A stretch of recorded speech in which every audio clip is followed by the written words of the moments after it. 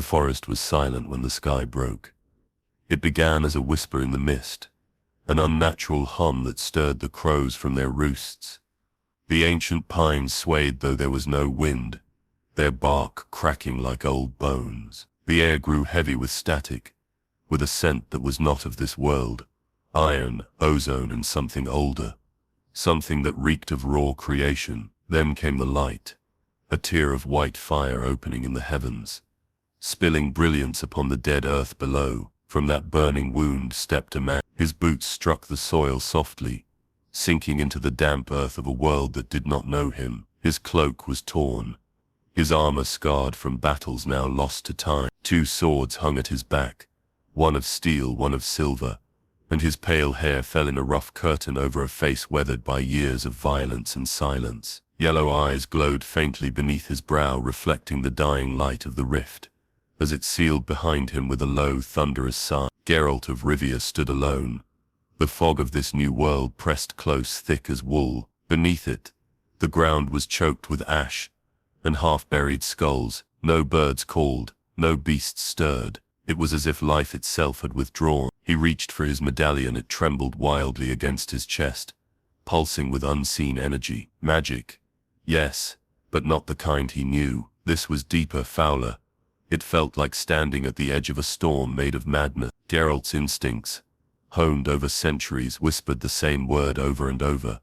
Danger. He moved cautiously through the fog, each step measured, each breath drawn through clenched teeth. His witcher senses stretched outward, but the world offered no familiar signs, no heartbeats, no forest rustle, only the far-off grinding of unseen machines. He passed the ruin of a shrine half swallowed by moss. The effigy upon it was faceless, armored, draped in cracked marble robes. Someone had scrawled crude words across its base in a language he did not understand, yet the shape of it felt like a prayer. Then came the sound of engines. Low mechanical growls rippled through the mist, followed by heavy boots and the click of disciplined movement. He turned sharply, hand on his hilt, as figures emerged from the haze. Tall soldiers clad in bulky armor, the color of old parchment, masks sealed, visors glowing red. The insignia on their pauldrons resembled a 2-headed eagle. Mutant, one of them hissed through a vox filter. By decree of the God Emperor, you are under arrest for heresy. Geralt said nothing. His eyes flicked across the line. 5 of them, bolters raised, disciplined but tense. He could smell their fear beneath the scent of oil and incense. He took 1 step back, his sword sliding free with a metallic whisper. The nearest soldier barked a command, but before the words finished, Geralt moved. He was a blur, steel flashing through fog. The first fell, helm split open in a single arc. The second fired, but the Witcher rolled aside, slicing through the weapon's barrel and driving his knee into the man's chest plate. 2 more closed in. Geralt ducked beneath a strike, pivoted, and drove his silver sword through the gap in a gorget. Sparks and blood mingled in the mist, but the 5th man did not fire. He pressed something on his gauntlet, a flare that screamed skyward like a dying star. Moments later, the air thundered. A ship descended through the clouds, its engines howling like a god's wrath. Geralt shielded his eyes as the storm of dust tore at his cloak. He turned to flee, but the blast of a stun round caught him in the chest, throwing him to the ground. His vision flickered. Shapes loomed above him, armored shadows, chanting prayers as they bound him in glowing chains. Through the haze of consciousness, he heard one word repeated in reverent dread: Inquisitor. When Geralt awoke, the world had changed again. He was inside a cell of black stone and gold filigree, its air thick with incense and fear. Strange symbols were carved into the walls, humming faintly with energy that made his medallion twitch. Across from him stood a figure cloaked in crimson, a mask of burnished iron hiding his face. The man's voice was low, deliberate. You came through the warp unmarked. Impossible. No human survives that. Not without blessing. Geralt lifted his head slowly, eyes cold as winter. I don't know what you mean by warp. I'm looking for a way back. There is no back, the Inquisitor replied. Only service, or judgment. The Witcher's lips curved slightly, not in humor, but in resignation. So be it. Tell me who you want dead. For the first time, the Inquisitor hesitated. The air seemed to tighten around him. You will learn soon enough, he murmured, turning away. If you are what you appear to be, mutant, then the Emperor has plans for you yet. The cell door closed with the sound of 1,000 locks engaging. Geralt leaned his head back against the cold stone and exhaled. The scent of incense clung to the air, mingling with the metallic taste of fear. Somewhere above, distant engines rumbled through the catacombs of this new world. He closed his eyes, listening to the hum in his medallion, the whisper of the warp, the slow pulse of alien corruption, and wondered, not for the first time, whether this place was hell. Outside, unseen in the smog-choked skies, the rift flickered once more. Something else was coming through, and the Witcher's long cursed hunt had only just begun. The cell door opened with the sound of servos whining and incense smoke spilling into the dim chamber. 2 soldiers in armor of dull gold stood at either side, weapons held in reverent stillness. Between them strode the Inquisitor. His crimson robes trailed across the floor like spilled blood, and the light from the lumen strips caught the thin chains of purity seals hanging from his shoulders. "Witcher," he said quietly, "you have been examined by the tech priests. Your body carries no mutations, no warp corruption, yet you walk unharmed through a gate that would flay a saint. Explain this." Geralt regarded him with the same impassive stare he had offered kings and monsters alike. "I don't understand your questions," he said. "I was pulled through, now I'm here. If you're looking for demons, I've killed my share." The Inquisitor stepped closer, his gloved hand brushing against the bars. "You speak of killing demons, yet you do not worship the Emperor. You do not pray. You wield magic, but not of the war. You are an anomaly, and I do not tolerate what I cannot define." "Then define me," Geralt said, voice low. "You've had your priests cut and measure. You've tested my blood. If I were your enemy, you'd already have burned me." For a moment, the Inquisitor's silence filled the cell, broken only by the hum of the chains that bound the Witcher's wrists. Then he spoke. "You are not wrong, but neither are you safe. The Emperor's vision does not account for creatures such as you. That alone makes you dangerous." Geralt tilted his head slightly. "I've heard that before." The Inquisitor's gaze hardened, and with a gesture, the chains released. Geralt's arms fell to his sides, muscles stiff from restraint. 2 soldiers raised their weapons, but the Inquisitor raised his hand. "Enough." "He will not run." Geralt flexed his fingers. "You sound sure." "I am," the Inquisitor said. "You are not the first beast I have tamed." The Witcher followed them through the cathedral corridors, vast, echoing tunnels carved from black stone and filled with the scent of machine oil and sanctified wax. Choirs of servo skulls drifted overhead, chanting binary prayer. Statues of armored saints lined the walls, each holding relics of flame and iron. Geralt moved silently, studying everything. The guards measured discipline, the Inquisitor's rigid posture, the faint vibration of power coursing through the structure. They emerged into a hall filled with light. Beyond the stained glass and arches, an entire city sprawled below, endless tiers of metal and smoke, lit by the red glow of forges and the faint shimmer of orbital defenses. The sound of machinery never ceased, a constant pulse of labor and devotion. "Virex Magna," the Inquisitor said, his tone reverent. "An industrial world of the Segmentum Pacificus. Billions toil here to feed the Imperium's wars, and somewhere beneath that holy city, something has begun to whisper." Geralt's gaze followed the sprawling landscape, the rivers of molten metal cutting through layers of smog, whispering, reports of shadows moving beneath the manufactorums, disappearances, entire work crews gone without trace. Those who return speak in tongues. Their changes. He turned to Geralt, his eyes sharp behind the mask. "Tell me, monster hunter, do you sense corruption?" Geralt drew a slow breath, letting his medallion hum softly against his chest. The vibration was faint, but wrong, uneven, chaotic, as though the world itself pulsed with unseen hunger. "There's something, not like the creatures I've known. This stinks of rot and will." The Inquisitor nodded. "Then we are agreed. You will hunt it for me." Geralt's eyes narrowed. "And if I refuse, then you will burn," the Inquisitor said simply. "Your body will feed the faith of those who serve the Emperor. Your ashes will sanctify the air you have polluted by your existence." The Witcher studied him. "And if I succeed, then perhaps you will live long enough to understand why the Emperor allows you to." Silence settled between them, thick and cold. Geralt looked once more over the endless city. It was not unlike the world he had left. Men twisting faith into survival, monsters bred from their fear. The difference was scale. Here, despair was an empire. "I'll need my swords," he said at last. The Inquisitor's voice softened, almost approving. They will be returned, but hear me, Witcher. Should you turn that steel upon a servant of the Imperium, there will be no trial, only judgment. Geralt nodded once. Then let's start with the real monsters. The Inquisitor's mouth curved beneath the mask, not into a smile but into something colder. You already have. The sound of a distant bell reverberated through the chamber, a deep metallic groan that shook the floor. Somewhere below, the manufactorum screamed with renewed fury. The Inquisitor turned sharply, his robe sweeping behind him. Go with him, he ordered the guards. If he lives, bring me the remains. If he dies, burn what's left. The soldiers saluted in unison, and Geralt followed them toward the landing platform. As they descended, the air grew thick with heat and chemical dust. Ships howled overhead like wounded beasts. At the platform's edge, Geralt paused and glanced toward the horizon. The fog still lingered there, the same grey veil that had greeted him upon arrival. For a fleeting moment, he thought he saw movement within it, something vast and crawling, its form indistinct.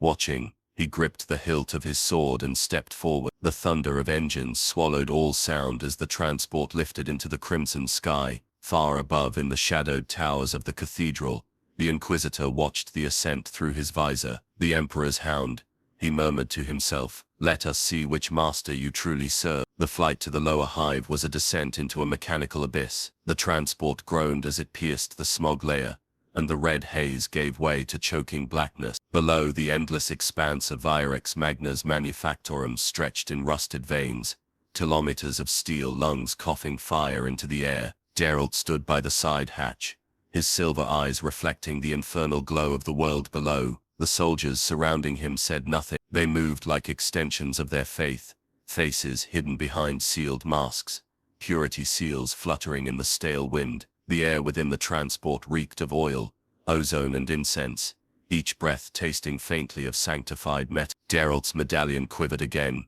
faintly resonant with something buried beneath the industrial noise. It was stronger here, closer. Whatever corruption the Inquisitor feared, it was waiting below. When the transport touched down, the world howled. The gates opened to a cathedral, built of machine and prayer, its spires crowned with skulls and flame. Massive servo chains clanked in the distance, hauling cargo through canyons of steel. Geralt followed the guards into the structure, his boots echoing on the iron floor. Statues of the Emperor loomed above him, each bearing inscriptions carved deep enough to outlast centuries. They stopped before a great iron door etched with runes of warding. A priest in mechanical vestments awaited them, his face half flesh, half cogitate. He regarded Geralt with eyes like dull glass. The Inquisitor decrees the mutant be tested, the priest intoned. The rites of purity must be observed. Geralt raised an eyebrow. Another interrogation. The priest's servo arms flexed,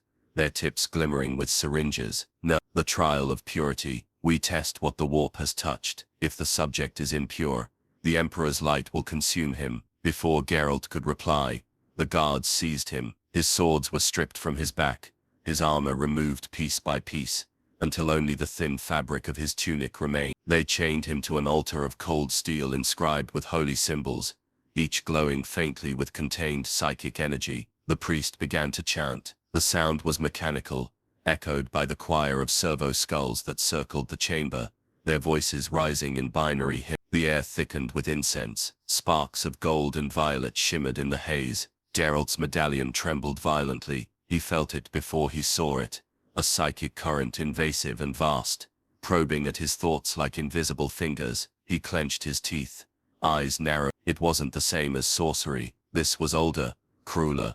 Answer. The priest's voice droned through the fog. Who sent you through the warp? No one. The current surged, forcing a spike of pain behind his eyes. Who made you mutant? Men, Geralt said through his teeth. Men with ambition. Another wave of psychic force struck him. His vision swam. Shadows twisted at the edges of the light, ghostly shapes writhing in silence. The chanting grew faster. What god do you serve? I serve none. At those words the air broke. The candles snuffed out as a low guttural moan echoed through the chamber. The steel beneath Geralt's hands grew cold, vibrating with unseen energy. From the corners of the sanctum, black veins began to creep along the walls, pulsing like living flesh. The priest faltered mid-prayer. Seal the chamber, The guards scrambled, but it was too late. The veins split open, releasing a cloud of shadow that took form, a writhing mass of teeth and whispering eyes. The scent of rot filled the room as the lights flickered. The creature's voice was many and one. Faith burns bright here. Let us taste it. Geralt tore free of the chains with a snarl, muscles coiling with witcher reflexes. The priest stumbled backward, clutching a rosarius that sparked against the encroaching dark. "Daemon," he screamed, "protect the altar." Geralt moved before the words faded. He lunged for the fallen soldier's sidearm, an ornate las pistol etched with scripture. The weapon was alien in his hand, its weight wrong, but it fired true. Bolts of crimson light ripped through the air, searing through the daemon's shifting map. The creature howled, its form shattering into tendrils of smoke that coiled around the room. "Back to whatever pit you came from," Geralt hissed, drawing a sign with his free hand. The air cracked as the Yrden glyph blazed to life on the floor, a circle of violet light trapping the remaining shadows. The daemon screamed, clawing against the invisible barrier. The priest stared in disbelief, his mechanical limbs twitching. "Witchcraft," he muttered. "Heresy." "Survival," Geralt growled. "You wanted purity. That thing wasn't pure." Before the priest could respond, the daemon gave one final shriek and burst apart in a wave of oily vapor. The heat died. The lights flickered back to life, revealing the wreckage of the sanctum. The walls scorched, sigils broken, bodies strewn across the floor. The stench of burned incense and blood hung heavy in the air. Geralt wiped the sweat from his brow, breathing slow. His medallion was still vibrating, faintly but constant, as though something larger had taken notice. The priest approached him cautiously. "You repelled a warp entity without invoking the Emperor's name." "I told you," Geralt said, holstering the pistol. "I don't serve your god, but I know how to kill monsters." The priest hesitated, his gaze uncertain. "Perhaps the Inquisitor was right. Perhaps the Emperor sent you for this purpose." Geralt looked at him, expression unreadable. "Or perhaps your Emperor doesn't know everything that walks through his fog." The words lingered like a curse. Moments later, the iron doors burst open. Inquisitor Varen strode in, flanked by his retinue. His gaze swept across the destruction, then fell upon the Witcher standing amid the ashes. "What happened here?" The priest stammered.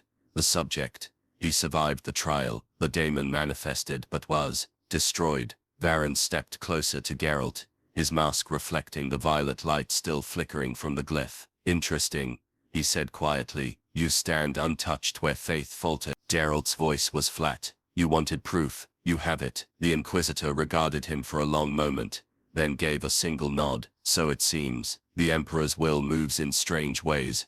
Mutant, you will serve until your purpose is fulfilled, or until I decide you've outlived it." The Witcher met his gaze. "And when that happens, then," the Inquisitor said, turning away, "we'll discover if your soul burns as brightly as your blade." Geralt watched him leave, the hum of his medallion still whispering beneath the fading chant. Somewhere deep below, the shadows stirred again, unseen, patient, and above the hive, the fog rippled once more as if something vast beyond sight had begun to awaken. The fires from the trial chamber still burned when the Inquisitor summoned Geralt again. The scent of scorched incense lingered in the corridors, clinging to the Witcher's clothes like a memory. He was led through a maze of cathedrals, carved from black metal, past lines of kneeling penitents, who whispered prayers to statues of the Emperor. Every echo of their devotion felt like a judgment. When Geralt entered the Inquisitor's sanctum, he found Varen standing before a towering window of stained glass. Beyond it stretched the endless sprawl of Verex Magna,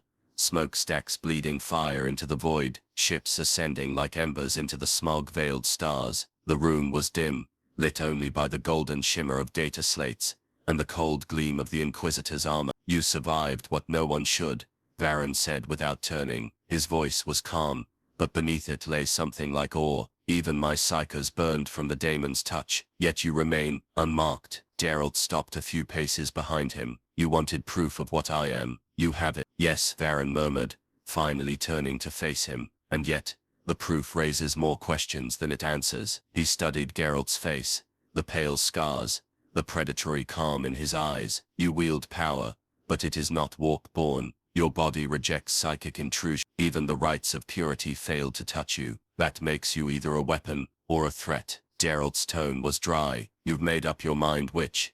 "I haven't," Varen admitted, "but I know this. Something festers in the underhive, What you fought in the trial was only a shadow. The true corruption lies deeper, beneath the manufactorums. I intend to root it out. You will help me." Geralt crossed his arms. "You think I'm just going to obey?"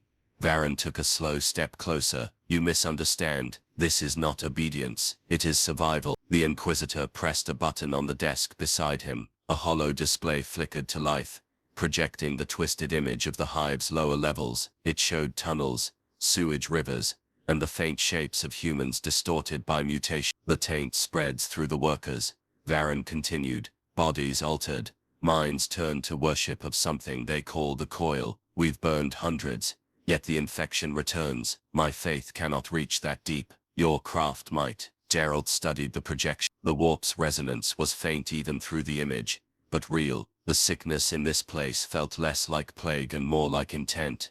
A whisper in the stone itself. "And if I refuse?" Varen gestured toward the wall. It shimmered, revealing the silhouettes of servitors, mindless constructs, fused with machinery, their faces frozen in eternal obedience. "Then you will join them," he said softly. "Better to serve the Emperor as metal and flesh, than defy his will as a heretic." The Witcher's eyes narrowed. "You'd waste a weapon you don't understand." "I would sanctify a threat before I let it live unbound," Varen replied. "Do not test me." Silence stretched between them. Geralt turned his gaze toward the burning skyline outside. The world was a forge of cruelty, its faith a fire that devoured everything in its path. He thought of Kaer Morhen, of the quiet halls now lost to him, and the faces of those who had once called him brother, all gone, all ash. Finally he said, "If I do this, it's my way. No prayers, no sermons. I hunt monsters, not sins." Varen inclined his head slightly. "So long as the corruption dies, the Emperor will forgive your methods." The Inquisitor moved to a metal case on the table and opened it. Inside lay Geralt's swords, steel and silver, cleaned, polished, and engraved with new sigils. "Your weapons," Varen said, "blessed by my priests. You may not believe in sanctity, but faith is a kind of armor." Geralt took them, testing the balance. The weight was unchanged, though the faint hum of the silver blade told him the runes carried real energy. "Armor doesn't save you from everything." "No," Varen said quietly, "but belief can make a man walk through fire without screaming. Perhaps that's something you'll learn here." Geralt sheathed the swords, his gaze steady. "Perhaps you'll learn something too, that not everything that kills monsters serves gods." The Inquisitor regarded him for a long moment before stepping aside. "Then go. The Underhive awaits. My acolytes will guide you to the descent. You will know the corruption when you feel it.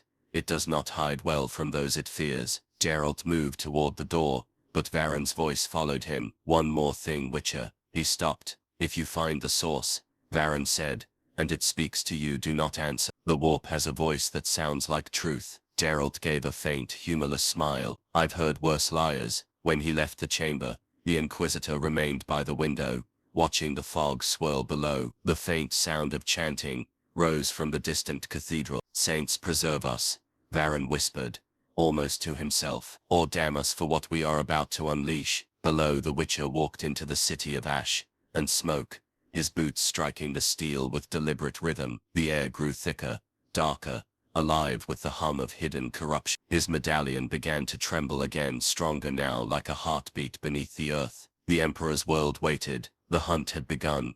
The descent into the Underhive was like falling into a furnace that had forgotten to die. Geralt rode within a rusted lift cage that groaned with every shuddering drop, each layer of the city peeling away above him, like the skin of a wounded guard. The air thickened with soot and iron, and soon even the faint glimmer of daylight vanished, replaced by the amber glow of furnace smoke and the endless hum of machinery. At his side, two of Varen's acolytes stood in silence. They wore the grey robes of the Ordo Hereticus, faces hidden behind masks, etched with the sigil of the Aquila. One carried a data slate flickering with static, the other, a short-barreled lasgun that looked as though it had been cleaned more from ritual than necessity. Neither spoke, and Geralt did not try to. When the lift finally stopped, the doors opened to reveal the city below, the true heart of Varix Magna. It sprawled outward in rust and ruin, a labyrinth of pipes, bridges and collapsing towers lit by molten rivers of waste metal. Thousands of chimneys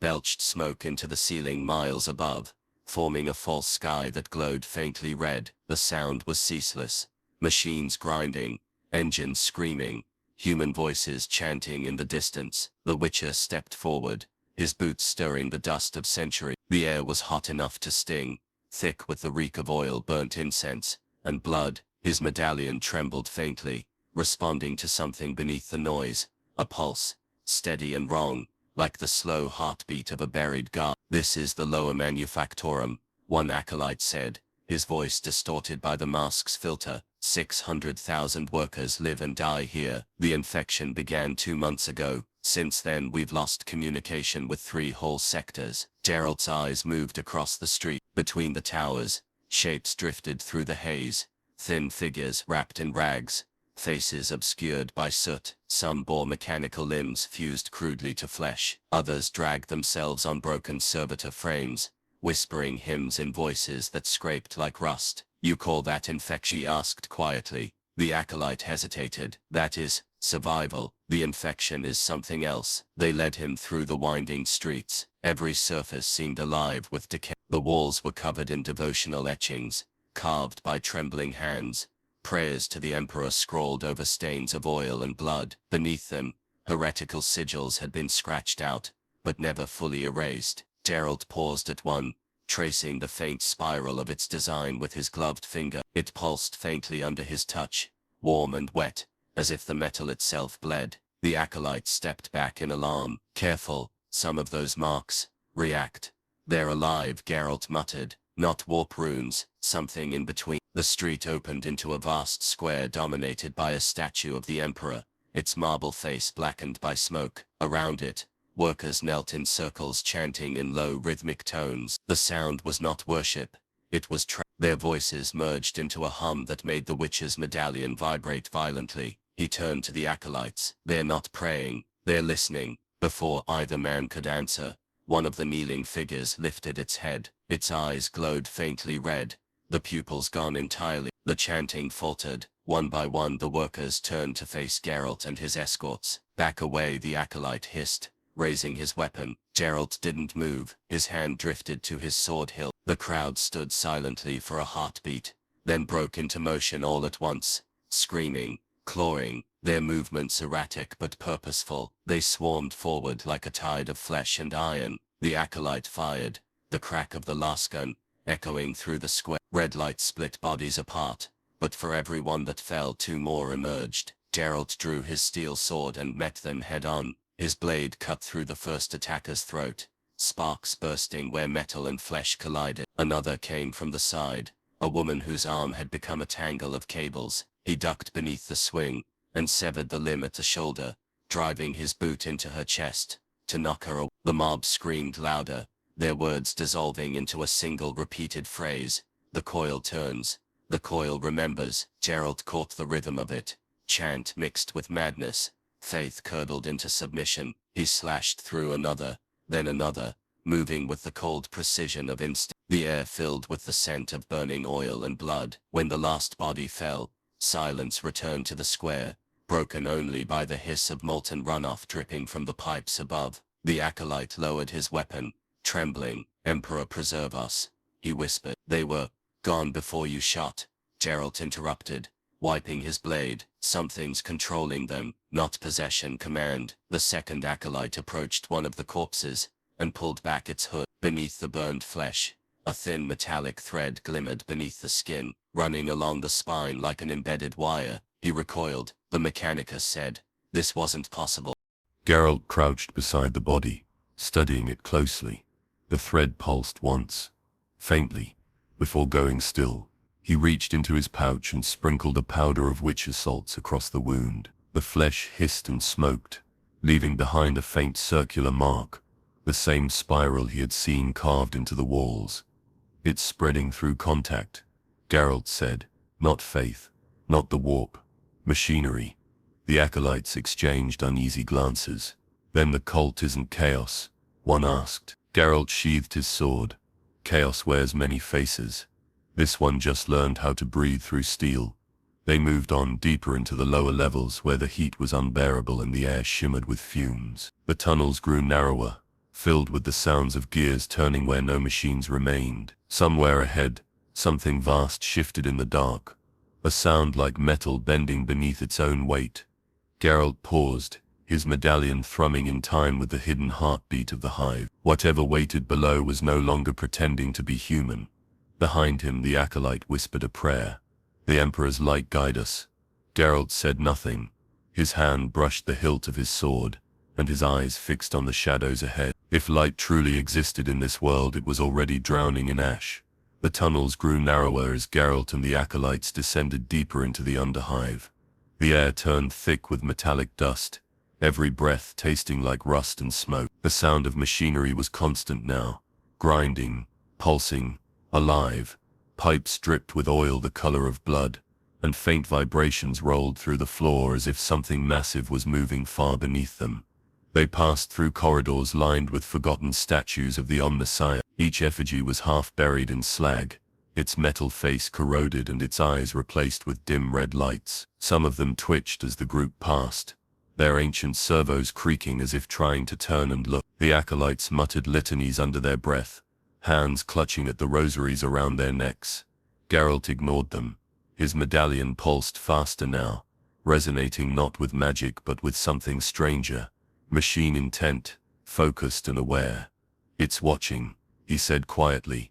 "What is?" one of the acolytes asked, voice trembling through his vox mask. "Everything."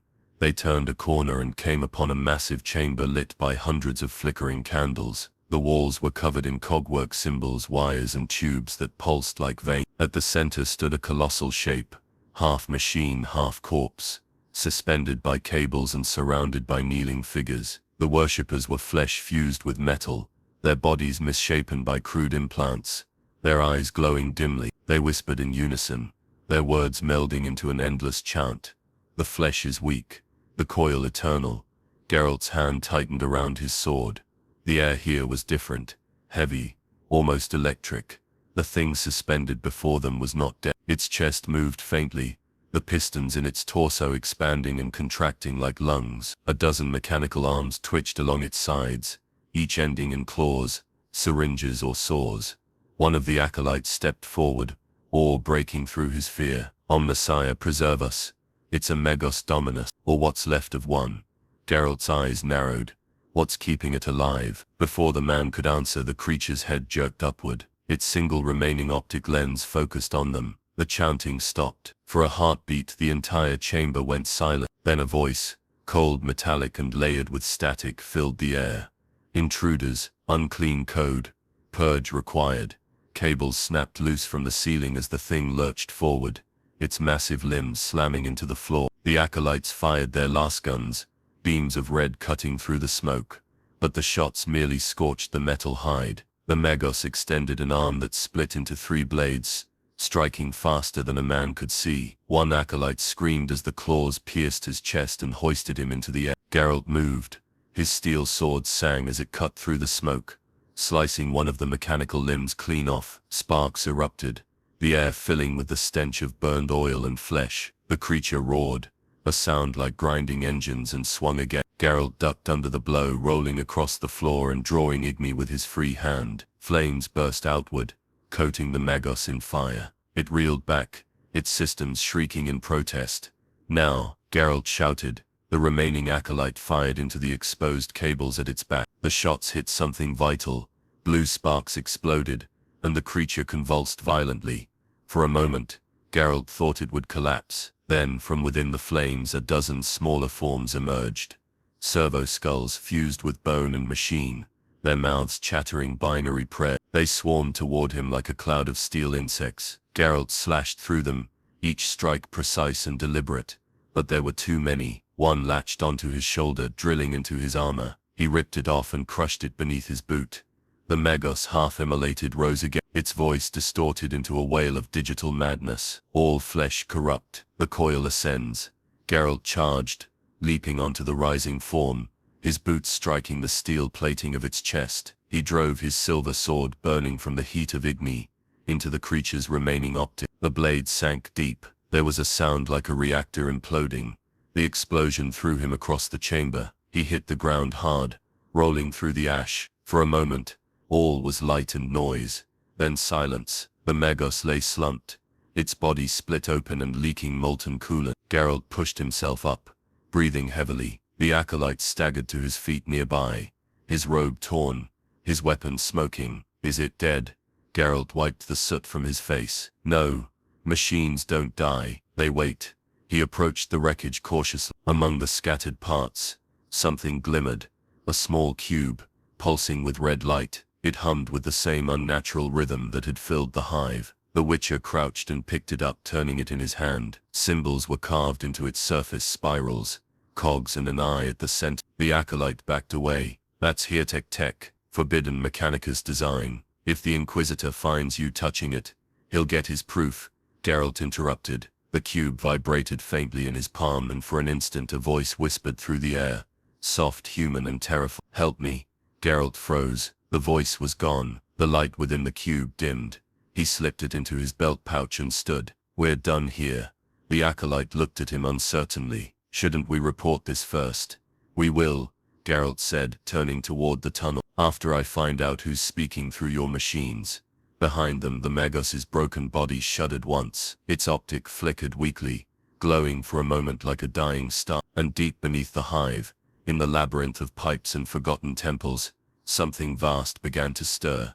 Something that was no longer flesh, no longer steel, but both. The tunnel's silence was heavier now, as if the hive itself had stopped to listen. The smell of oil and blood clung to the air, mingling with the faint metallic tang of something older, warp-born, but masked beneath the language of machines. Geralt led the way through the dripping corridors, the red pulse of the cube in his pouch beating like a buried heart. Each flicker cast brief shadows across the walls, where cogwheel symbols seemed to shift when unobserved. Behind him, the surviving acolyte kept his last gun raised, his breathing harsh inside the mask. That thing you took, he muttered. It isn't meant for human. The Mechanicus seal their data spirits in sanctified vaults for a reason. They say some begin to think. Geralt didn't answer. He had heard voices before, specters of the mind, curses bound to blades or stones, but this one had been different. The voice that had whispered from the cube had not felt like deceit, it had felt alive.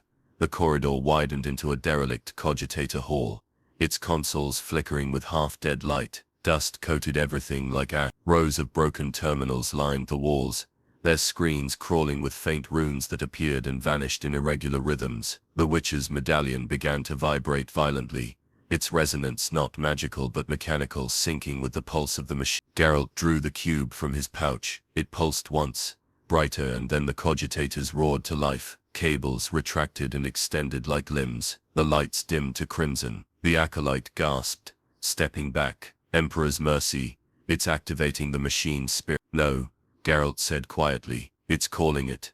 The central cogitator split open like a wound. From its core poured a storm of red light and vox distortion, forming into the faint outline of a figure.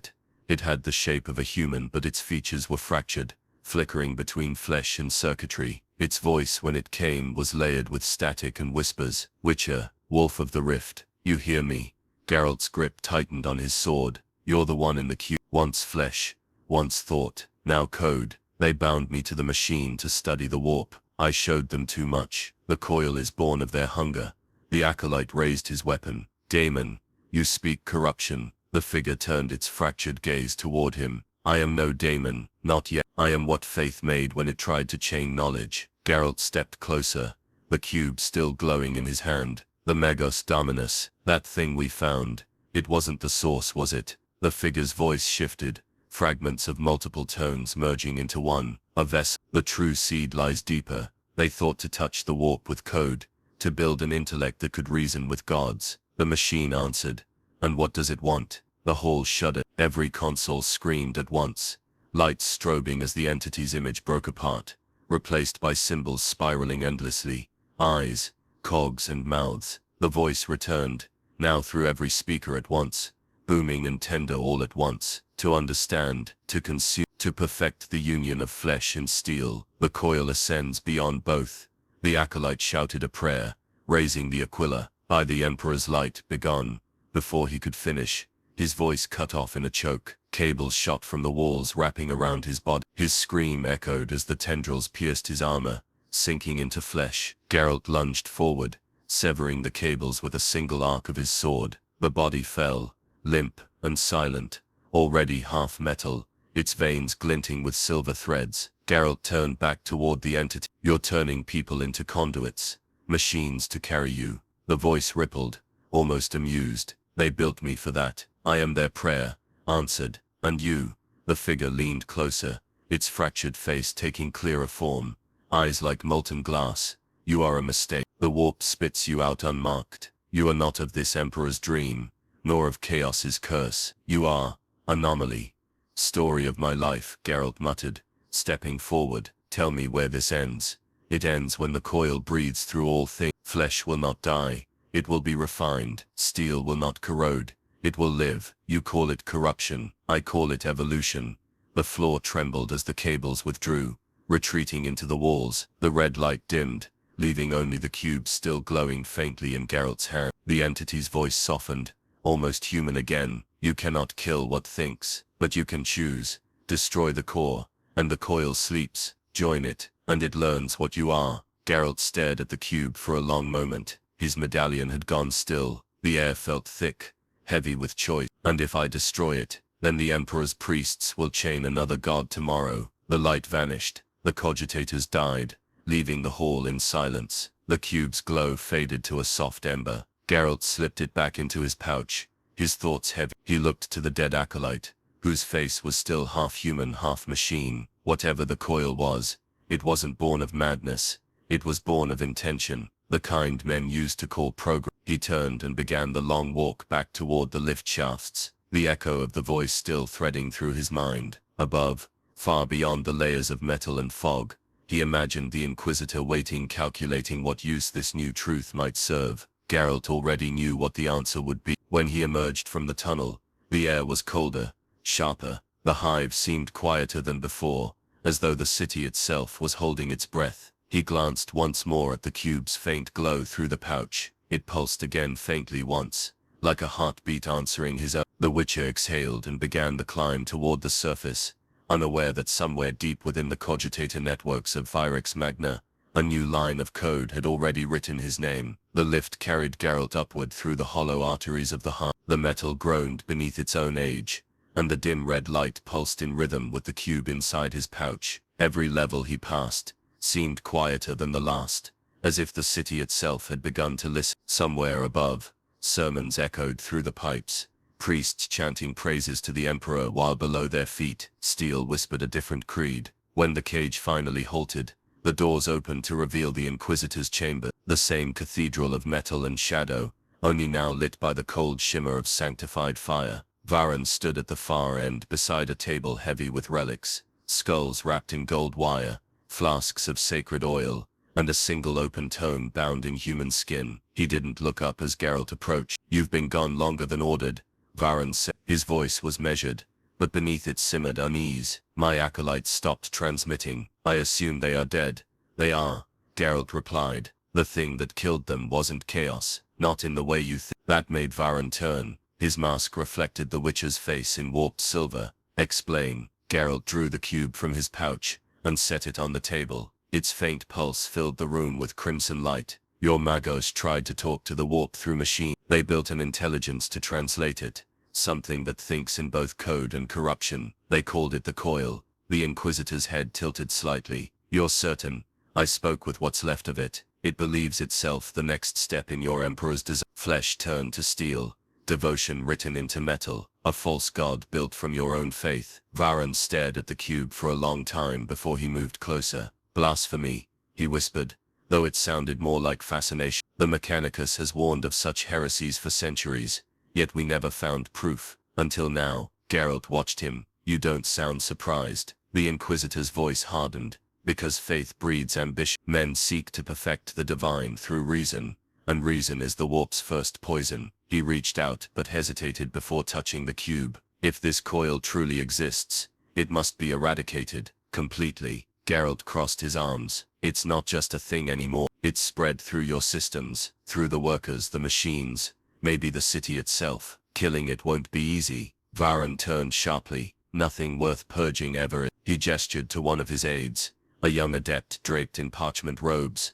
who approached the table with a censer full of burning incense. The Inquisitor began to chant a purification rite, words in High Gothic that resonated like a storm within the wall. The cube vibrated harder, reacting to the sound. The red light brightened to an angry pulse, then cracked like a heartbeat breaking open. A voice rose from it, faint but clear. Faith feeds the coil. You cannot burn what believes. The adept screamed and dropped the censer. Fire spilled across the floor. Varan drew his bolt pistol and fired into the cube. The explosion of noise was deafening, a flash of light that shattered every lumen in the room. When the smoke cleared, the table was blackened, and the cube, though cracked, still pulsed. Geralt's eyes narrowed. You've only made it angry. The Inquisitor holstered his weapon and turned, his cloak snapping behind him. Then we purge the source, the manufactorums. Every sector that touched this heresy will burn until not even their ghosts remain. That'll kill thousands, Geralt said quietly. Millions,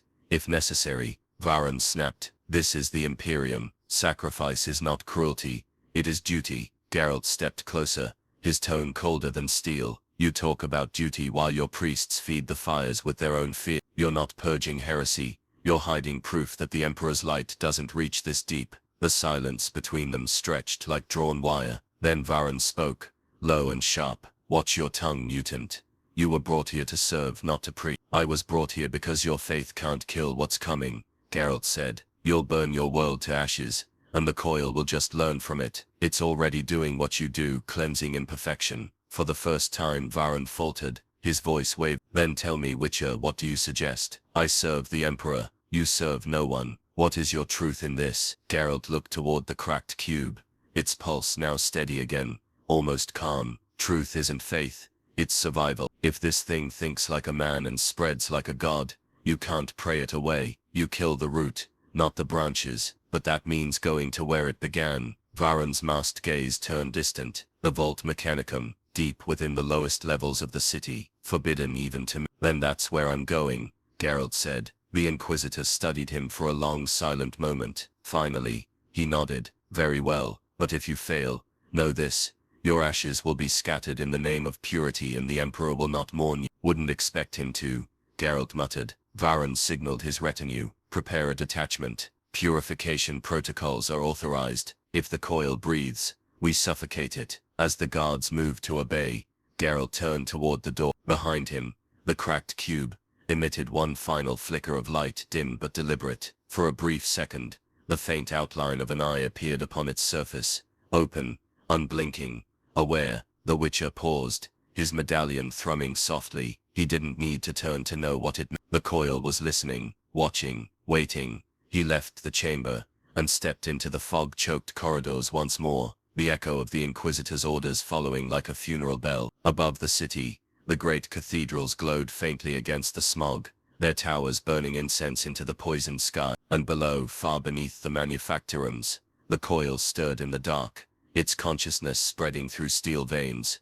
whispering prayers in a voice made of static and sorrow. The age of faith was ending. The age of machines had begun. The fog above Varix Magna glowed a dull crimson, as dawn tried and failed to break through. The sun here was a myth, its light devoured by centuries of industry and smoke. Geralt stood upon the landing spire as the wind clawed at his cloak, the city below burning in slow motion. Plumes of fire rose from the manufactorums. The Inquisitor had condemned to purification. The air stank of chemical ash and faith. He watched the destruction in silence. Somewhere beneath those collapsing towers were the same people who had knelt before the statue of the Emperor, men and women, whose only sin had been to live too close to something they didn't understand. Now they were ash, purified in the name of salvation. Behind him, the sound of metal boots echoed. Inquisitor Varan approached, his crimson robes streaked with soot. Necessary measures, he said, his tone quiet but unwavering. The taint spreads fast. If even a fragment of the coil survived,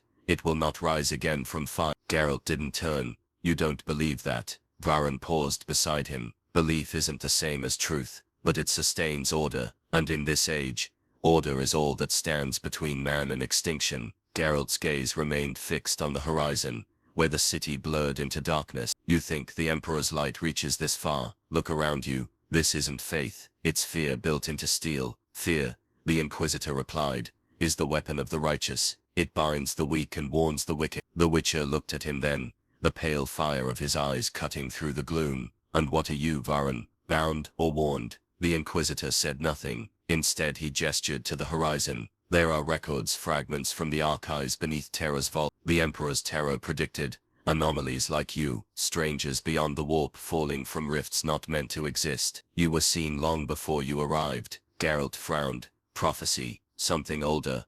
Varan said. The Mechanicus once theorized about fractures in causality, moments when the warp leaks into the flow of real space without intent. The Emperor's seers called them echoes of Terra's light. The last recorded event like it occurred in. Geralt leaned against the rail, the wind whispering across the steel. And what happened then? The world burned.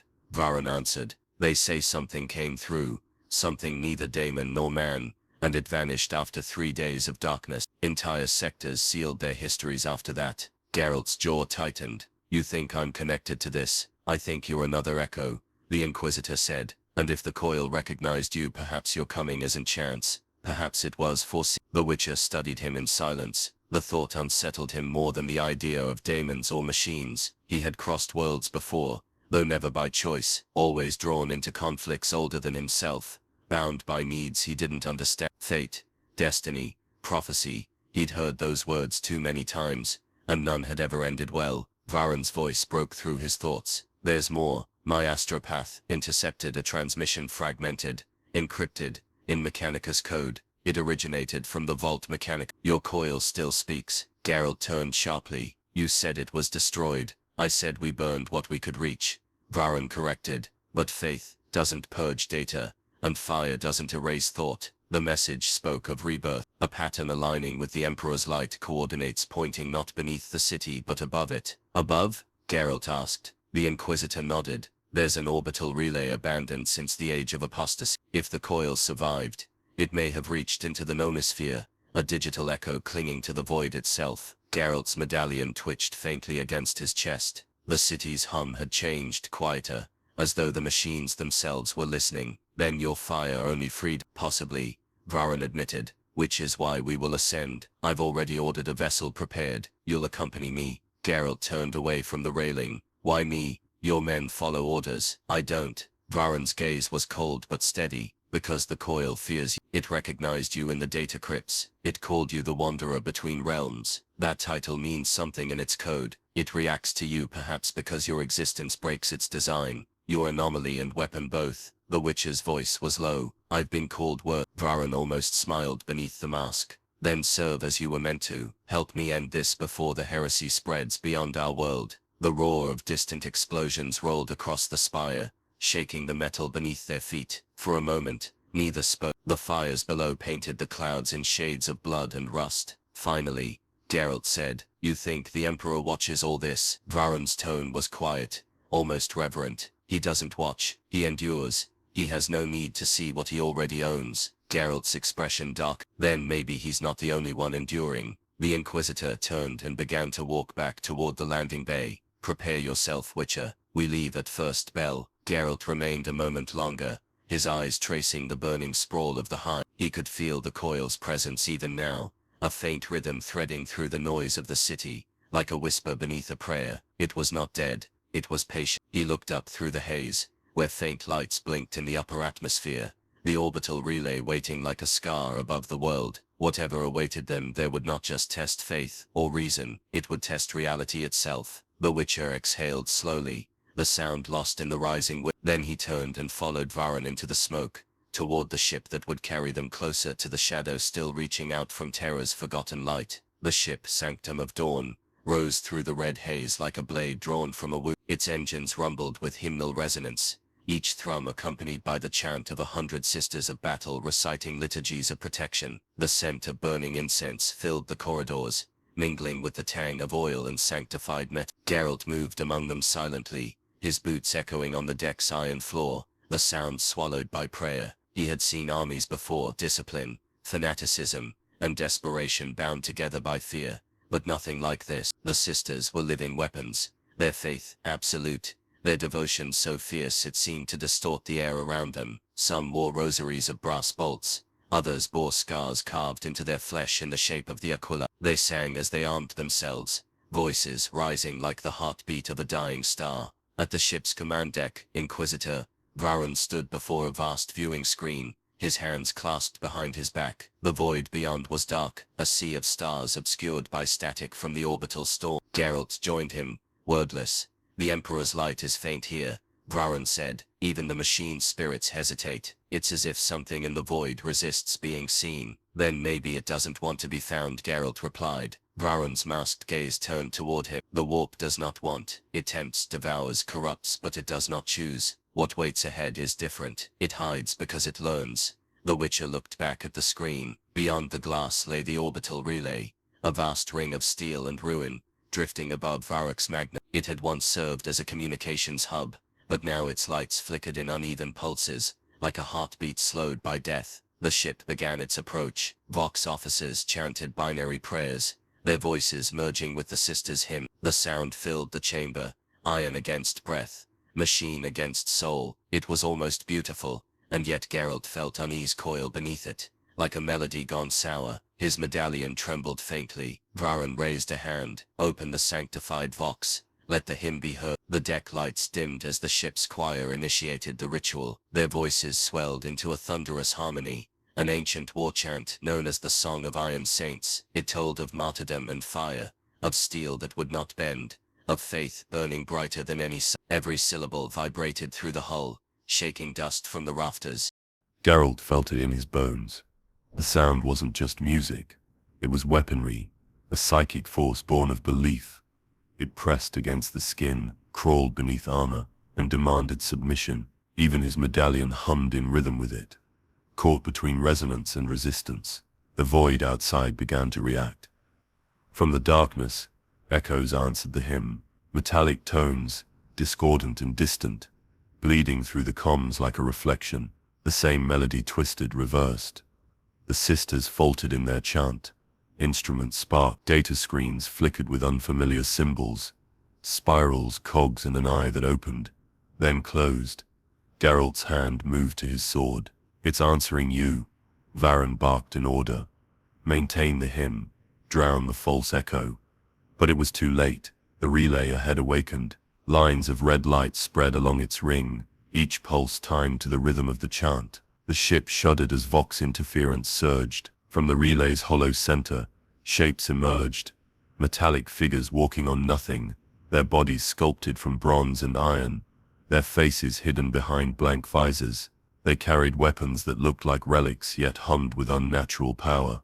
The choir's song wavered. The sisters of battle moved to arms, their bolters igniting with bursts of light. Iron Saints, one of them whispered. The legends said they rose only when the Omnissiah was betrayed. Geralt drew his sword. Looks like betrayals become a habit here. The Iron Saints advanced without sound.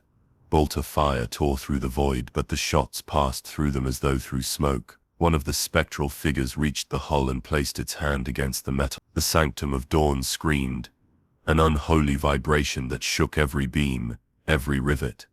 Geralt's instincts took over. He sprinted toward the lower deck, the corridors thrumming with alarms. The sisters followed, their hymns shifting into battle cry. The air was alive with the clash of faith and machine. As he reached the main hold, he saw the first breach tear open, a glowing wound in the ship's hull where the Iron Saints stepped through. They were neither living nor dead, constructs animated by something greater than programming. Their armor was etched with scripture, yet their movements were impossibly fluid. Geralt swung his sword through one, expecting resistance. Instead, his blade met a burst of light and static. The figure dissipated, reforming behind him. Varun's voice roared through the comms. To arm, burn them. The Emperor's wrath commands you. Flamers ignited, casting rivers of fire down the corridors. The heat seared Geralt's face, but even the flames faltered against the intruders. Their visors reflected the inferno like mirrors. Unblinking, one turned its head toward Geralt and spoke in a voice layered with mechanical harmony. We are not your enemy, White Wolf. We are your proof. Before he could respond, the saint thrust its weapon forward. A beam of pale energy struck the deck beside him, splitting the floor open. Geralt fell through the gap, landing hard on the lower level. Above, the ship roared with battle, the hymns twisting into screams, the chant of the Iron Saints rising like a second choir. He stood, dazed amid the smoke. His medallion was vibrating wildly now, not in fear but in resonance. Somewhere within that chaos the coil was singing, not in words, not in threat, but in recognition. And as the fire consumed the sanctified corridors above, Geralt finally understood. The song of faith and the song of the machine were not in conflict. They were reflections, two halves of the same creation, waiting for the moment they would become one. The ship was breaking apart. Metal screamed like a dying god as the sanctum of dawn spun through the void, its engines torn by unseen gravity. Geralt pushed himself upright amid the chaos,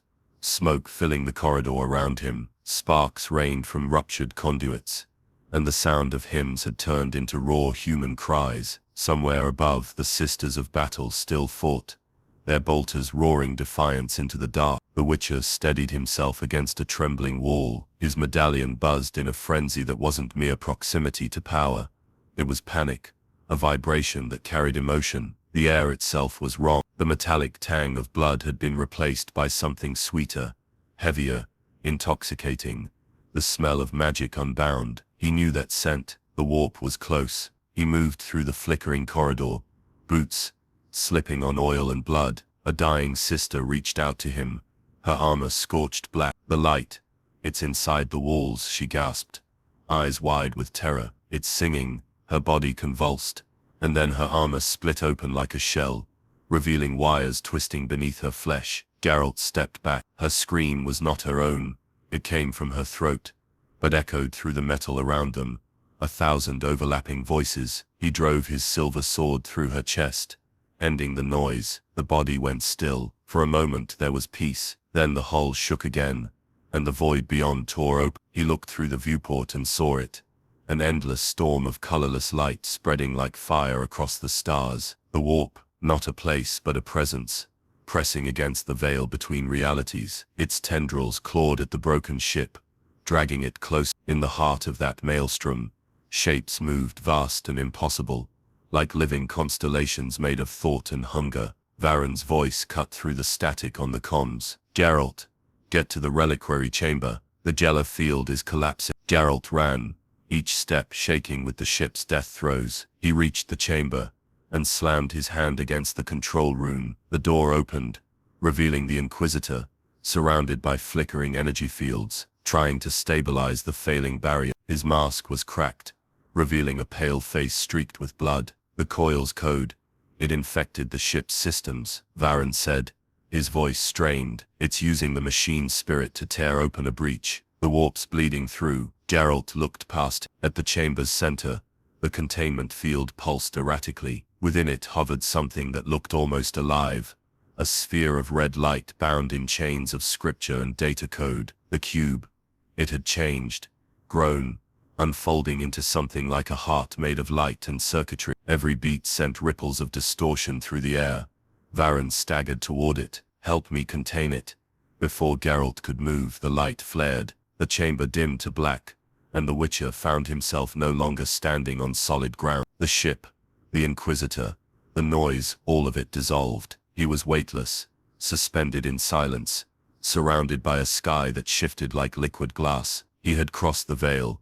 The warp stretched endlessly around him, an ocean of thought and color, alive and aware. The surface rippled with the reflection of memory, scenes flickering in and out of existence. He saw Kaer Morhen under snow, the faces of the dead, Yennefer's eyes. Then all of it melted away into visions of the Imperium, of cathedrals burning and angels made of iron. A voice spoke, not one, but countless layered together, both divine and monstrous. White Wolf, you walk where mortals drown. Why do you resist the truth of creation?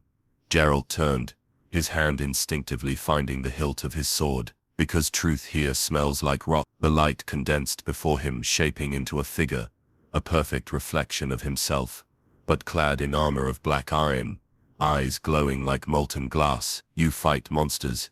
You slay what defies order, yet you are born of alchemy unnatural. What separates you from what you kill? I choose what I am, Geralt said quietly. The reflection smiled.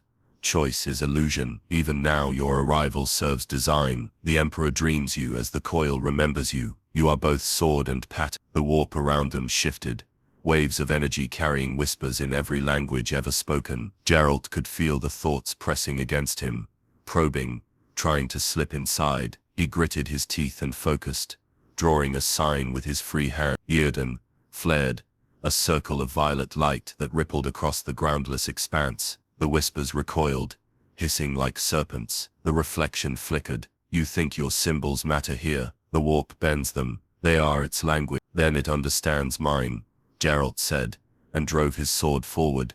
The blade struck true, but instead of flesh, it hit resistance like tempered glass. The reflection shattered, its fragments scattering through the warp as echoes. The light around him twisted violently. He felt gravity return, or something like it, and suddenly, he was falling through darkness, through the sound of 1,000 voices screaming in unison. When his vision cleared, he was back in the reliquary chamber. The ship's alarms blared, the air thick with smoke. The containment field had stabilized again, but the red heart was dimmer now, its light weak and pulsing irregularly. Varen was on the floor, clutching his chest, his mask shattered completely. His eyes met Geralt's hollow, burning with the fever of revelation. You saw it, didn't you? He rasped.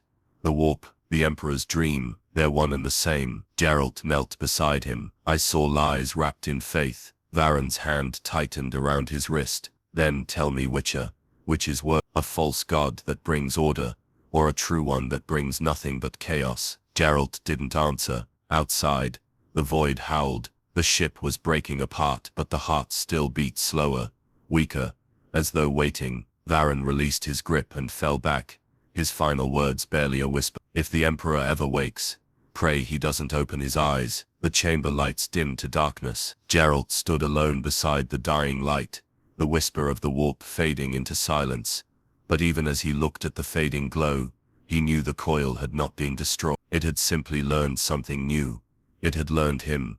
The silence after the warp's retreat was worse than its presence. It hung over the broken ship like a shroud, the air heavy with burnt metal and the scent of sanctified oil turned sour. The sanctum of dawn drifted in orbit, its hull ruptured, its hymns gone. Only the faint hum of failing systems remained, a heartbeat fading into cold void. Geralt stood beside the shattered containment field, the dying red light flickering across his face. The Inquisitor lay motionless at his feet, the once iron certainty in Varen's features now replaced by a fragile, human exhaustion. His breathing came shallow, each exhale marked by the hiss of blood in his lungs. You shouldn't have looked, Geralt said quiet. Varen's eyes shifted toward him. You think I had a choice? His voice was low, raw. You've seen it too. You understand now what the Imperium hides. The Emperor, he isn't salvation. He's the prison that keeps the warp from eating what's left of us. Geralt didn't answer. He glanced at the containment relic, the heart of the coil. Its glow pulsed faintly as if listening. It was weaker, yes, but not dead. Varen coughed, blood trailing down his chin. We worship the corpse that damns us. We burn worlds to feed its hunger. I've done it all, Witcher, in his name. And for what? His voice broke, cracking beneath the weight of years. I saw the Emperor in the warp, not as God, not as man, just light, blinding, endless. It doesn't love us, Geralt. It doesn't even know we exist. Geralt knelt beside him. You're saying this now at the end? The Inquisitor's laugh was dry, hollow. Faith burns brightest when it's dying. The ship trembled. Through the fractured hull distant engines roared, the sound of boarding craft latching onto the sanctum of dawn. Geralt rose, his medallion twitching as new vibrations ran through the deck. Your people? No, Varen whispered.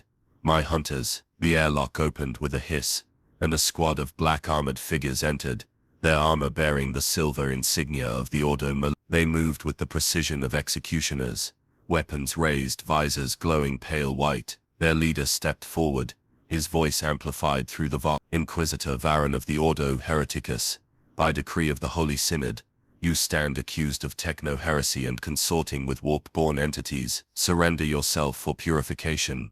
Varen smiled faintly. Purification. They always call it that. Geralt's hand rested on his sword. They'll kill you. They should, Varen said, but I'm not ready to die by their script. The Inquisitor reached into his robes and drew a small relic, a sphere of gold etched with sigils of binding. He pressed it into Geralt's hand. Take this. The coil's imprint lies within. Its knowledge the Imperium will never allow to survive. Get it out. Away from them. Away from him. Geralt looked down at the relic. Then back to Varen. You still think I can fix what your god broke? Varen's lips curved into the faintest of smiles. No, but you can make sure no one else pretends to. The Witcher hesitated, then slipped the relic into his belt. You'll die.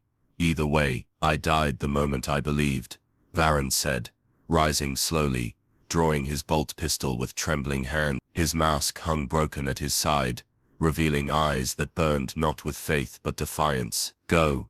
Now. Geralt turned as the Ordo Malleus advanced. Bolt of fire erupted, shattering the remains of the reliquary. The air, filled with the thunder of gunfire and the hiss of burning propellant. Geralt moved like shadow and instinct, ducking behind scorched pillars, blades flashing once, twice. Two of the armored figures fell, their visors split open by strikes that blurred between seconds. Varen fired into the smoke, each shot precise, fueled by the last reserves of his will. You call this purity? He shouted. You're burning the ashes of a lie. Their leader raised a plasma pistol. You are the lie. Varen. The shot struck true. The Inquisitor fell back, his chest plate cracking open in a flash of searing blue. He hit the deck with a sound like shattering glass, the pistol clattering beside him. Geralt reached him too late. The light in Varen's eyes dimmed, his final breath carrying a single word. Free. The Ordo squad regrouped, weapons trained on Geralt. He stood over Varen's body, the relic heavy at his side. You should have left him to die alone, he said. Their leader stepped forward. You are the outsider, the anomaly, the heretic's accomplice. Geralt's eyes glowed faintly in the dim red light. You have no idea what I... The nearest soldier fired. Geralt moved faster than sight. His blade caught the projectile mid-air, scattering molten fragments across the floor. Then he was among them, steel flashing, strikes deliberate and silent. One by one the soldiers fell. Their leader was the last, his pistol raised, trembling. Geralt drove his sword through the man's chest, twisted, and let him fall beside the Inquisitor. When the silence returned, only the hum of the dying ship remained. Smoke curled upward from the bodies, drifting toward the fractured ceiling where distant starlight seeped through. Geralt knelt beside Varen's corpse. The Inquisitor's hand still clutched the Aquila, its metal warped by heat. You fought the wrong monsters, Geralt murmured. He rose and walked toward the shattered airlock. Outside, the blackness of space stretched endless, indifferent. The relic in his belt pulsed faintly, matching the rhythm of his heartbeat. Behind him, the ship began to die, the lights fading, the hymns silenced, the Emperor's faithful reduced to dust. But in that fading glow, Geralt could almost hear it again, the low hum of the coil, patient and eternal, whispering through the void. It hadn't been destroyed, it had merely changed hands. The wreck of the Sanctum of Dawn burned as it fell through the atmosphere of Varix Magna, a trail of fire cutting across the poisoned sky. Geralt watched from the cliffside where he had landed hours before, his armor scorched, his breath shallow in the ash-thick air. The relic Varen had given him still pulsed faintly against his belt, each beat steady, deliberate, alive. It hummed in rhythm with the world below, as if the dying ship had only been the beginning. The plains stretched endlessly before him, blackened by centuries of industry. Towers of metal bones jutted from the ground like the ribs of a fallen god. The sky was a bruise, heavy with smoke, and beneath it, the remnants of the Inquisition's purge, marched columns of soldiers and faith engines, their banners tattered, but their chants unwavering. They called it the Pale Crusade. It was not salvation, it was ritual slaughter dressed in sanctity. Geralt moved among the ruins, keeping to the shadows of collapsed cathedrals and dead manufactorums. The air trembled with the sound of the faith. Every step brought him closer to the heart of the crusade, where the coil's corruption had taken hold once more. It grew beneath the ground, whispering through steel veins, feeding on the Empire's own zeal. He reached a vantage point overlooking the plains below. Thousands of figures knelt in ordered ranks, Imperial Guard, ecclesiarch priests, and sisters of battle, all arrayed before a burning altar. At the center stood a massive construct, a war machine sculpted in the Emperor's image, its body fused with circuitry and scripture, its face a mask of gold. It was not merely a statue,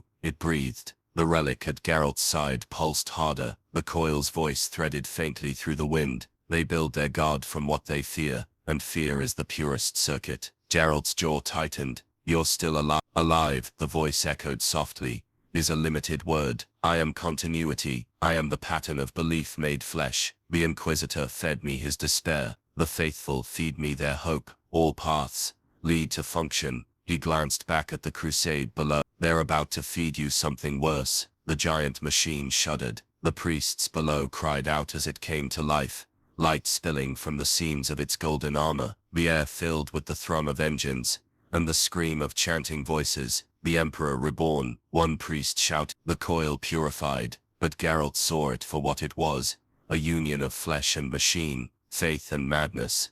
The coil using humanity's worship to give itself form. The Pale Crusade wasn't a purge, it was a harvest. He descended into the ruins, silent and swift, weaving through the broken labyrinth of metal and bone. The soldiers' hymns grew louder as he approached. When he reached the outer edge of the crusade, he found himself face to face with a squad of guardsmen. Their eyes were glazed, their skin webbed with faint circuitry. The coil had already taken them. They raised their weapons in unison. Geralt's swords flashed, one silver, one steel. His movements were precise, almost detached, every strike calculated. The first fell with a severed throat, the second with a pierced chest. The others came without fear or sound, moving like machines. He cut them down one by one, his medallion vibrating violently. When the last soldier fell, the sound of his death was drowned beneath the echo of the Crusade's chanting. Geralt pressed forward. The light from the towering construct bled across the field,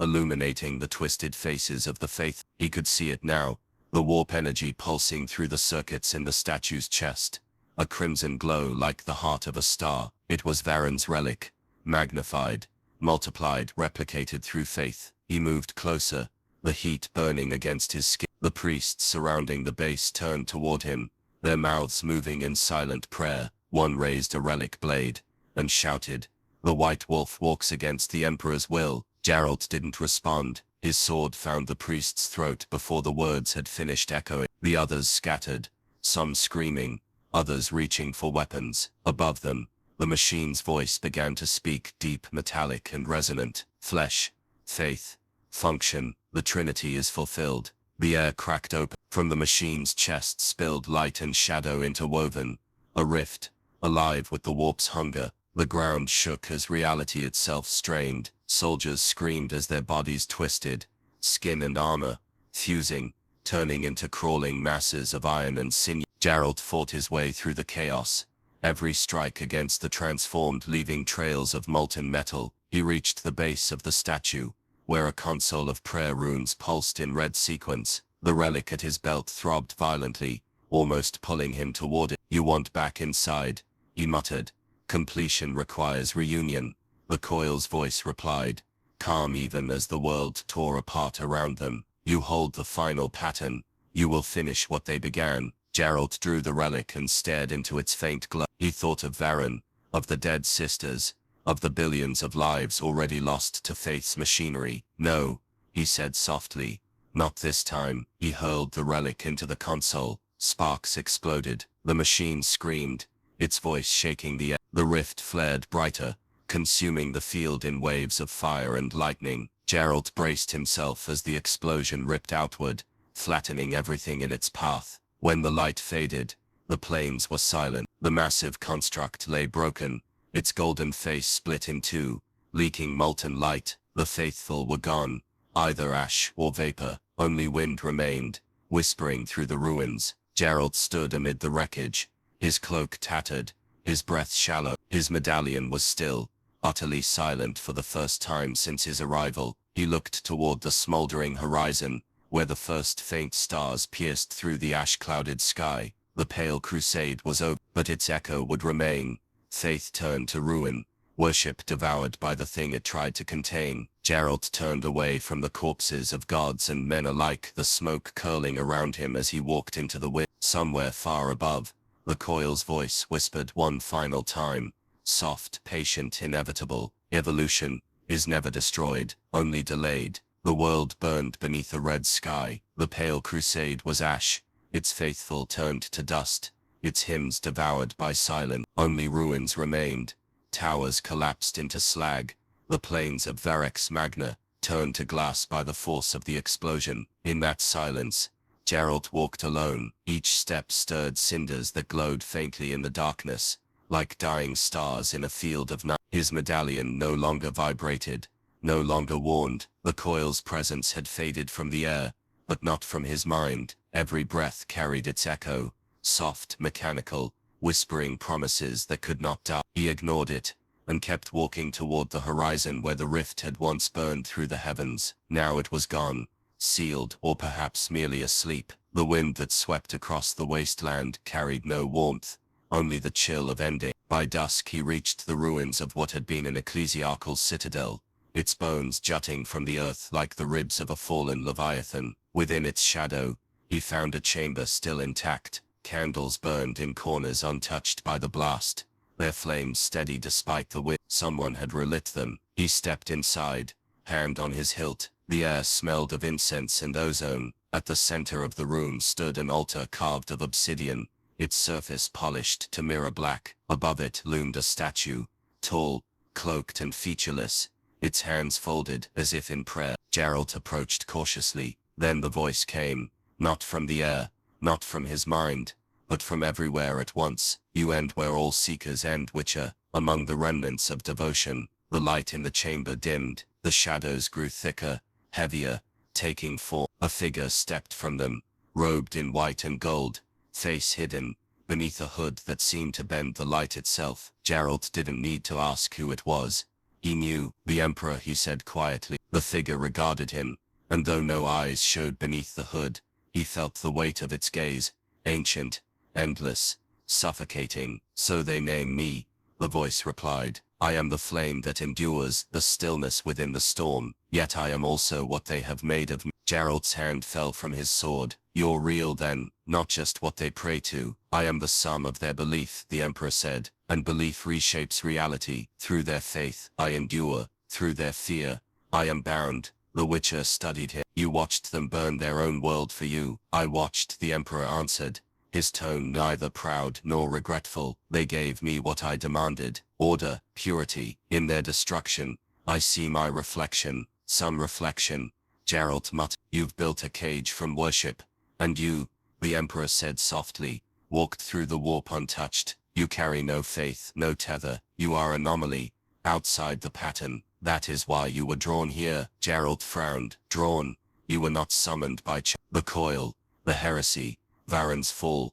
All of it was a consequence of a wound in the weave of what you call destiny. You are its infection, and its cure. He stepped closer, the candles dimming in his wake. Tell me, White Wolf, what do you seek? Geralt's answer came after a long silence. I've hunted monsters all my life. The more I killed, the less difference I saw between men and beasts. Maybe I was looking for a place where the line still existed. And what have you found? Geralt looked around at the ruined temple, the scorched sky, visible through the broken roof. That's no line at all. The Emperor's voice was quiet now, almost human. Then you see truth, faith, reason, chaos, law. They are names for the same hunger. Even the coil understood this. It sought unity. It reached for me, thinking itself a god. But what it became was merely reflection, a mirror polished by mankind's obsession with perfection. Geralt's gaze hardened. And you, what are you really? The light dimmed further, until only the faint glow of the candles remained. I am what remains when hope forgets itself, the Emperor said. Once I was man, now I am necessity. He extended a hand, and for a moment Geralt saw something beneath the mask of divinity, a figure seated upon a golden throne, unmoving, bound by tubes and wires, a corpse dreaming of eternity. The illusion flickered, then vanished. You have the choice, no one else possesses, the Emperor continued. You can walk away, you can return to your world or another. The rift remains faint but open. But know this, wherever you go the coil will follow. The song of creation cannot be silenced, only rewritten. Geralt's voice was steady. And if I stay, then you become the blade that severs the pattern, the anomaly that unravels belief itself. The Witcher studied him in silence. The air between them shimmered, alive with power, older than galaxy. He thought of Varen's dying words, of the coil's whisper of evolution, of every soul who had prayed for salvation and found only fire. He drew his sword, not in threat, but in understanding. The silver gleamed faintly in the candlelight. If I cut you down, would it change anything? The Emperor did not move. It would change everything, or nothing. Perhaps those are the same. Geralt's grip tightened, but he did not strike. Then this world stays yours. He sheathed the blade and turned away. Behind him the Emperor's voice echoed, soft and distant. You cannot escape what you carry, Wolf of Rivia. Wherever you walk, the pattern follows. Geralt paused at the doorway. Then maybe I'll walk faster than it can find me. He stepped into the cold wind. The candles guttered out behind him, and the chamber sank into shadow. Above, the clouds began to part for the first time in centuries, revealing the pale shimmer of distant stars. The Emperor remained in silence. On his altar one candle still burned, its flame steady and white, and deep beneath the scorched earth of Varix Magna, a faint hum stirred once more, mechanical, endless, alive. The coil still whispered. The dawn that broke over Varix Magna was pale and colorless, like light filtered through bone. Smoke drifted across the horizon, curling in slow, deliberate patterns that seemed almost alive. The world was quiet now.